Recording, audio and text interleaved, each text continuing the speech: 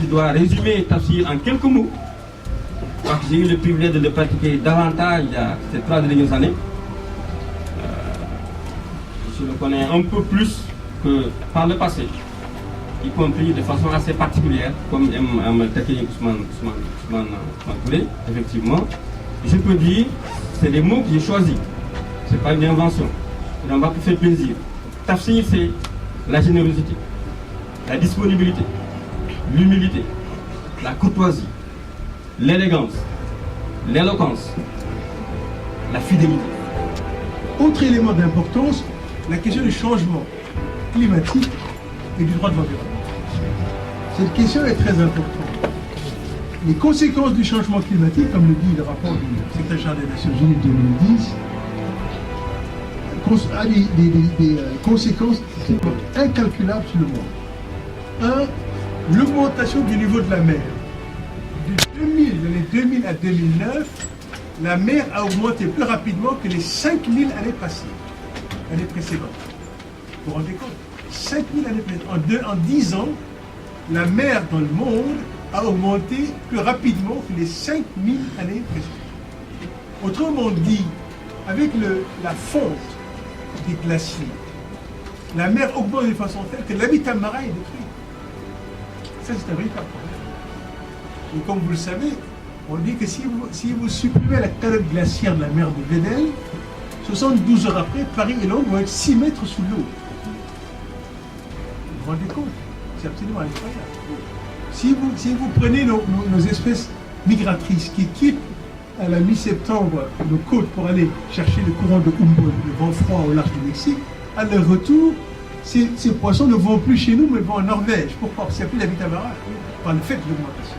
L'autre jour, le Virginia dont il a parlé a été éjecté sur sa route vers la Guinée-Bissau, au large de Caroy, simplement par les houles. Ce sont des choses qu'il nous faut réfléchir l'autre jour. Je dois dire que la protection de l'environnement, maintenant, a connu une fortune rapide. Parce qu'on se préoccupe de l'environnement à cause des pollutions. Vous avez entendu parler de série de pollutions, l'apocalypse, etc. Et ce phénomène est en train de pousser les États à chercher au moins au plan régional à avoir un moyen de gérer cette question. Vous avez la Convention de Barcelone, vous avez la Convention d'Abidjan, etc. Vous avez la Convention de Carthagène. Et maintenant, de plus en plus, les États cherchent à développer des principes juridiques qui soient des principes opposables ou acceptables par la plus grande partie des États et qui aient la faveur du plus grand nombre. Aujourd'hui, il y a aussi un autre risque, c'est la fonte des glaces de l'Arctique. La fonte des glaces de l'Arctique, comme vous le savez, va faciliter les transports entre l'Europe et l'Asie. Économie de 9 à 11 jours. Mais ceux qui vivaient de ces zones, ce qu'on appelle les autochtones, les natives, de quoi vont-ils vivre?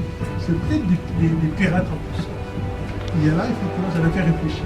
Si vous allez au Canada ou en Amérique, dans certaines parties, si vous voyez le sort réservé aux Indiens, c'est absolument incroyable. Ce sont des gens qui passent leur temps à ne plus faire de leur temps. Ils ont tout gratuitement, mais ils ont tout perdu. Alors, ceux qui sont sur les plages, les neiges, ceux qui sont dans les calottes glaciaires, c'est ce qu'ils vont devenir. Il y a donc là quelque chose, les États les plus pollueurs ont les meilleures intentions, mais les intentions jusqu'à maintenant ne donnent rien. Et il faut éviter, à mon sens, d'induire le mal du remède. Le raisonnement consiste à dire, puisque j'ai du vaccin, le malade a forcément la variole. Et c'est une façon, à mon sens, très facile de se dédouaner. À mon sens, et comme dit dans la guerre des droits, Hector dit, je cite, nous savons tous ici que le droit est la plus puissante des écoles de l'imagination. Jamais poète n'a interprété la nature aussi librement que je l'ai. Fin de citation. Mesdames, Messieurs, Jean Giraudoux dans Elect nous offre ce dialogue édifiant. La femme Narcisse dit, je sens, il se passe quelque chose, je me rends mal compte. Comment cela s'appelle-t-il lorsque tout s'écroule, que la ville brûle mais que pourtant l'air se respire? Comment cela s'appelle-t-il lorsque les innocents s'entretuent mais que les coupables agonisent au point d'un jour qui se lève? Electre dit, demande au mendiant, il le sait. Il est mendiant de dire, c'est là un très beau nom, Femme Narcisse. Cela s'appelle l'Europe. Je vous remercie.